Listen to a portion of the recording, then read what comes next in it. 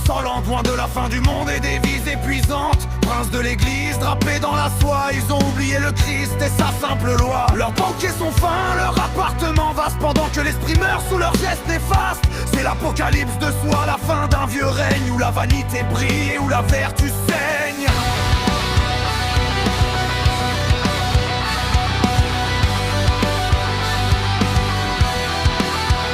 Regardez les paradés sur les balcons de pierre, distillant des paroles vides de lumière. Ils se croient intouchables, protégés par l'État, mais le peuple murmure et prépare le combat. L'enquête révèle leurs mœurs et leurs excès, leur réseau d'influence et leur sombre succès. La curie est un nid de serpents et de juges qui cherchent dans le dogme un dernier refuge. La soif se déchire, le palais se fissure, le luxe ne cache plus votre sale figure. Apocalypse de soi sur des rois en noir.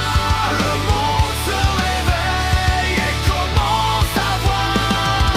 Propre et fini dans le bruit des scandales. Sous le poids écrasant de vos mœurs immorales.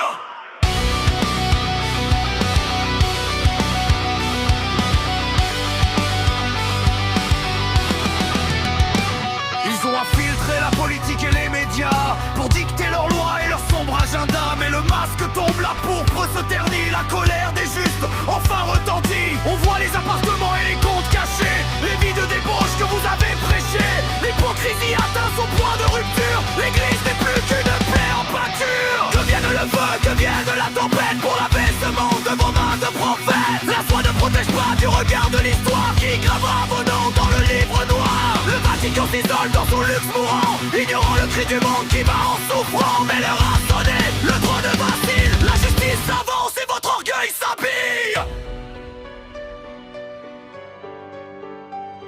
Plus de soie, plus d'or, juste la nudité face au jugement de l'éternité.